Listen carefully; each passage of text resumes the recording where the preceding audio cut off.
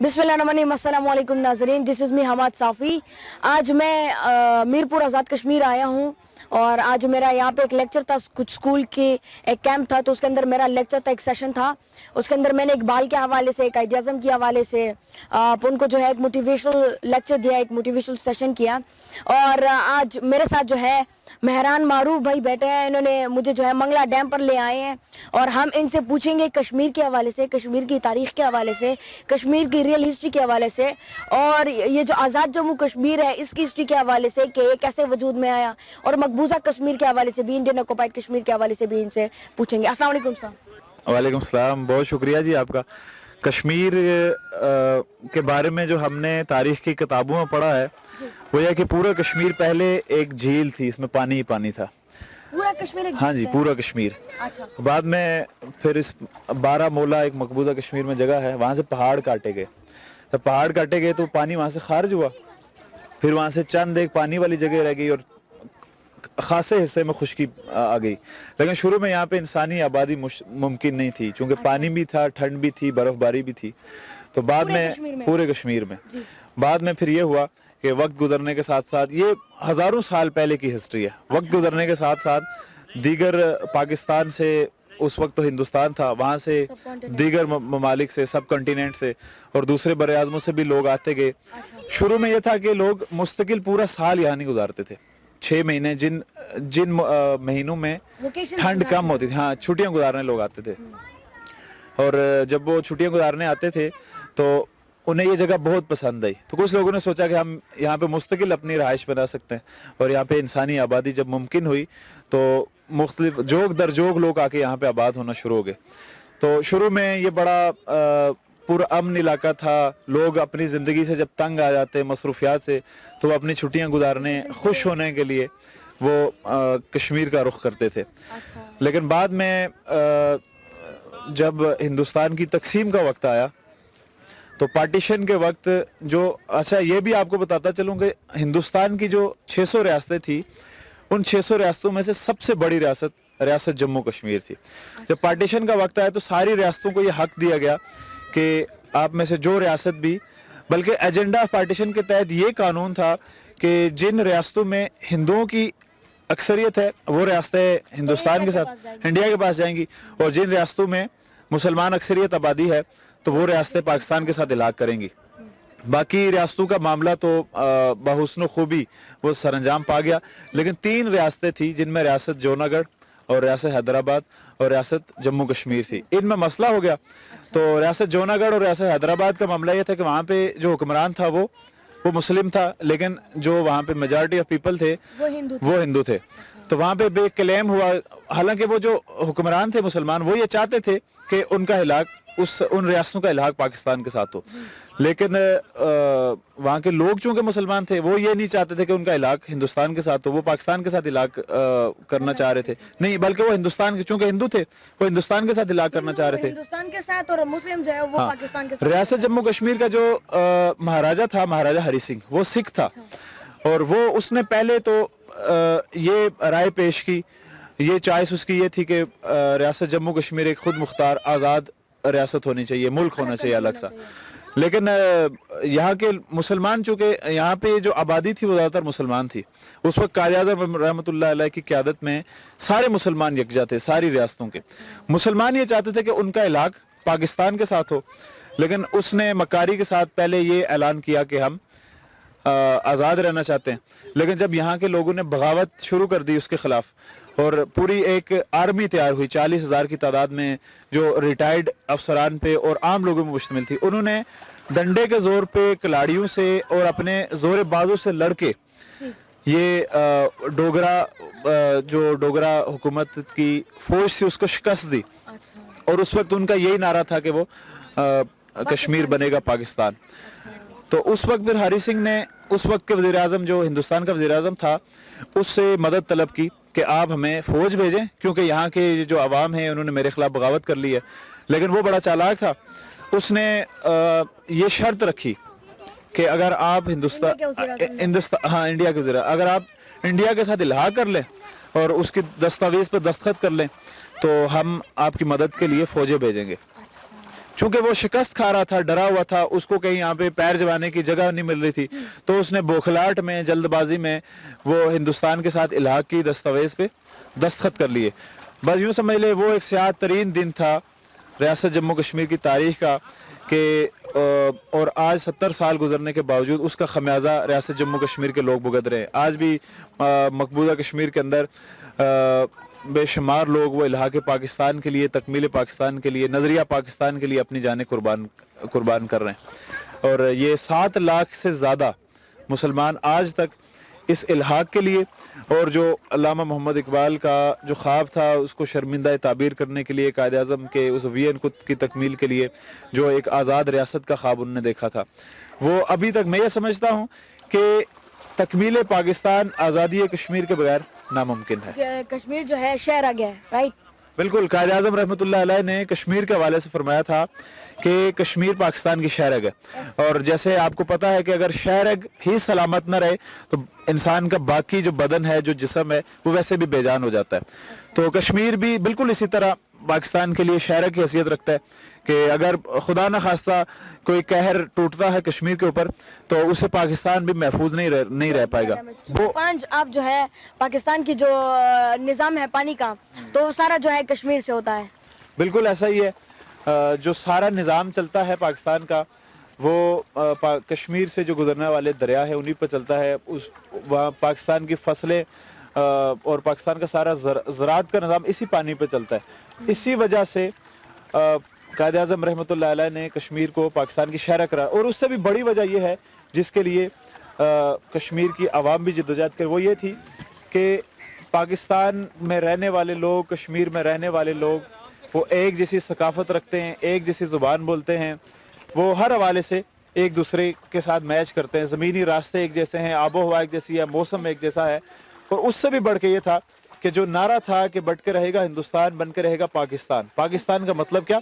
ला इलाहा इल्लल्लाह। ये वो नारा था, पाकिस्तान का मतलब क्या? ला इलाहा इल्लल्लाह, कि जिसने रियासत जम्मू कश्मीर के लोगों के अंदर एक बेदारी की कैफियत भी लाई थी। और वो ये चाहते थे कि हकीकी मानों में एक ऐसी रियासत, एक ऐसा मुल्क आज़ाद मिले मुसलमानों को, जो कायद आज़म का भी विजन था कि जिसमें मुसलमान आज़ादी के तहत, अपने मज़हब के तहत वो ज़िंदगी गुजार सकें। और ये चूँकि डोगरा रियासत में जो हरी सिंह की क़यादत में वो ग़ुलामी की ज़िंदगी बसर कर रहे थे, और आए रोज़ उन पर मज़ालम ढाए जाते थे, उनके हुकूक सल्ब किए जाते थे, उन पर औरतों को जो है ना उनकी इस्मत दरी की जाती थी, और नौजवानों को कत्ल कर दिया जाता था, बुजुर्गों की भी इज़्ज़त वहाँ पे उछाली जाती थी। तो ऐसे सारी कैफियत में उस गुलामी से निकलने के लिए कायद आज़म रहमतुल्लाह अलैह का जो नारा था कि पाकिस्तान का मतलब क्या? ला इलाहा इल्लल्लाह, और ये पूरे बड़े सगीर और हिंदुस्तान के मुसलमानों का नारा था। तो इस नारे की तकमील के लिए कश्मीरी जो आवाम थी, रियासत जम्मू कश्मीर के आवाम ने भी इस जद्दोजहद का आगाज़ किया था, और वो उनकी बड़ी देरीना ख्वाहिश थी, और आज भी ये ख्वाहिश है कि कायद आज़म का जो विजन था, जो मिशन था कि एक आज़ाद खुद मुख्तार रियासत कायम हो जिसमें मुसलमान आज़ादी से अपनी ज़िंदगी बसर कर सकें। तो कश्मीरियों की भी यही उमंग थी, यही ख्वाहिश थी कि उस रियासत के साथ पाकिस्तान कश्मीर का इल्हाक हो, ताकि यहाँ के लोग भी चूँकि मुसलमान हैं वो भी अपनी ज़िंदगी आज़ादी के साथ और इस्लाम के जो ज़री उसूल हैं, सुनहरे उसूल हैं, उस पूरे निज़ाम के तहत अपनी ज़िंदगी बसर कर सकें। तो आप क्या समझते हैं कि इसके लिए कोई प्रोग्रेस चले कि कश्मीर को पाकिस्तान के साथ होना चाहिए? आजकल गुज़श्ता 70 सालों से कश्मीरी अवाम, और बिलाशुबा इसमें पाकिस्तान की अवाम भी, वो हमारे साथ इखलाकी ताउन भी करते हैं, हर हवाले से उनका ताउन भी शामिल है। और मकबूजा कश्मीर के अंदर बेशुमार लोगों ने जानें दी हैं, उनमें रियासत जम्मू कश्मीर के लोग भी मौजूद हैं और पाकिस्तान से भी बेशतर मुजाहिदीन। और ये जो खित्ता हमें आज़ाद मिला है, आपकी मालूमात के लिए अर्ज़ करता चलूँ कि ये खित्ता आज़ाद करवाने में भी यहाँ के, जिस तरह मैंने अर्ज़ किया, जो आर्मी बनी थी उसके साथ साथ पाकिस्तान से मुजाहिदीन की बड़ी तादाद उस आर्मी में शामिल होने के लिए यहाँ पे तशरीफ लाई थी। मैं ये समझता हूँ कि उन लोगों के तावन के बगैर शायद आज़ादी का जो सुबह तुलू हुई है ये ताख़ीर का शिकार हो सकती थी, लेकिन उन्होंने आके यहाँ की आवाम के का साथ दिया, यहाँ की आर्मी का साथ दिया, और अल्हम्दुलिल्लाह ये एक आज़ाद रियासत के अंदर आज हम सांस ले रहे हैं। लेकिन जिस तरह आपने अर्ज़ किया कि आज भी 70 सालों से मकबूजा कश्मीर के अवाम इस आज़ादी के लिए जद्दोजहद कर रहे हैं, और वो अपनी जानें कुर्बान कर रहे हैं। अब हमारी बहनें वहाँ पे अपनी इज़्ज़तें कुर्बान कर चुकी हैं।